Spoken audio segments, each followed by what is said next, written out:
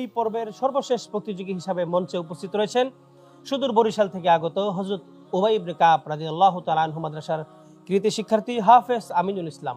আমিনুল ইসলামকে অনুরোধ জানাচ্ছি চমৎকার কণ্ঠে তেলাওয়াত করে আমাদের সকলকে শোনাবার জন্য। أعوذ بالله من الشيطان الرجيم. بسم الله الرحمن الرحيم.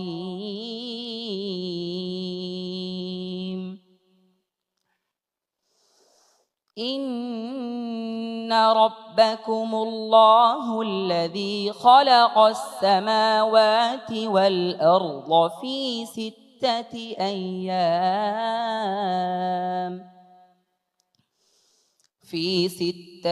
أيام ثم استوى على العرش يغشي الليل النهار يطلبه حثيثا والشمس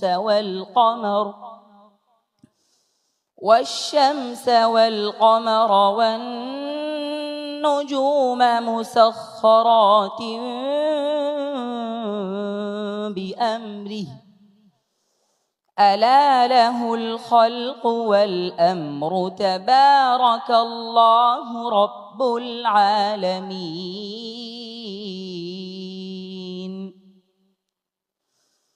ادعوا ربكم تضرعا وخفية إنه لا يحب المعتدين.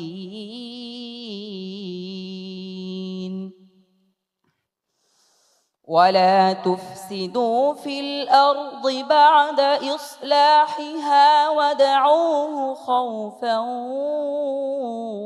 وطمعا إن رحمة الله قريب من المحسنين. صدق الله مولانا العظيم.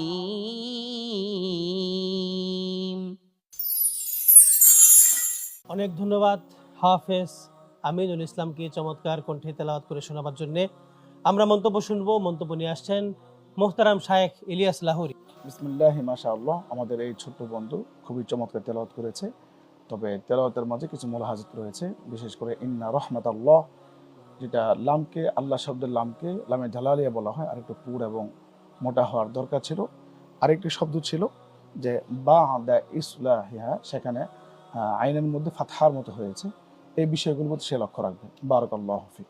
অনেক ধন্যবাদ আপনাকে চমৎকার মন্তব্যের জন্য। শায়েখ কারি সিরাজুল ইসলাম। খুব সুন্দরভাবে এভাবে এগিয়ে যাও, আল্লাহ রাব্বুল আলামিন তোমাকে উত্তরোত্তর অনেক কামিয়াবি দান করবেন ইনশাআল্লাহ। আল্লাহুম্মা আমিন।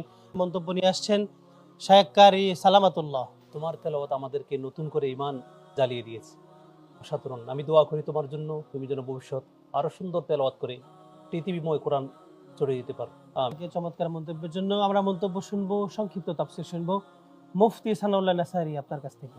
আলহামদুলিল্লাহ, মাশাআল্লাহ। আমাদের বন্ধু আমিনুল ইসলাম সূরা আরাফের 54 থেকে 56 আয়াতে কারিমা তেলাওয়াত করেছে। তো এই আয়াতে কারিমা নাজিলের যে প্রেক্ষাপট, যখন মক্কার কাফেরেরা, মুশরিকেরা নবীর কাছে এসে বলল যে স্রষ্টা তো আল্লাহ, আপনি যে বলেন, আমাদের ধারণা হলো যে আমরা যে মূর্তি পূজা করি কাবা ঘরের ভিতরে 360টা মূর্তি, একটা মূর্তিকে আমরা একটা কিছুর দেবতা মনে করি। এই আসমান জমিনও একটা দেবতায় তৈরি করছে। আল্লাহ সুবহানাহু ওয়া তাআলা তাদের সেই ভ্রান্ত ধারণার পরিপ্রেক্ষিতে এই আয়াতগুলো নাজিল করেন এবং আল্লাহ জানিয়ে দেন এই আসমান জমিন আল্লাহ সুবহানাহু ওয়া তাআলা 6 দিনে সৃষ্টি করেছেন এবং তারপরে তিনি আরশে সমাসীন হয়েছেন।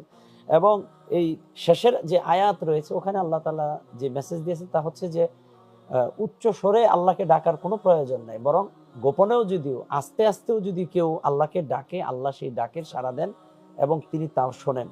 এই জন্য দোয়ার যে আদব হইল যে খুব সুন্দর কাজ করে বিনয়ের সাথে আল্লাহর কাছে দোয়া করা। তাহলে আল্লাহ সুবহানাহু ওয়া তাআলার ক্ষমতা এবং দোয়ার আদব সম্পর্কে আমরা এই দুটি আয়াত থেকে জানতে পারি। অনেক ধন্যবাদ আপনাকে। আমরা মন্তব্য শুনবো মহিউদ্দিন আমিন আপনার কাছ থেকে। আলহামদুলিল্লাহ, পবিত্র মাহে রমজানে আমরা যে কোরআন তেলাওয়াত শুনতেছি, মাহে রমজানে কোরআন নাজিল হয়েছে, যতই শুনতেছি ততই মধুর লাগতেছে। হাফেজ আমিনুলের জন্য শুভকামনা।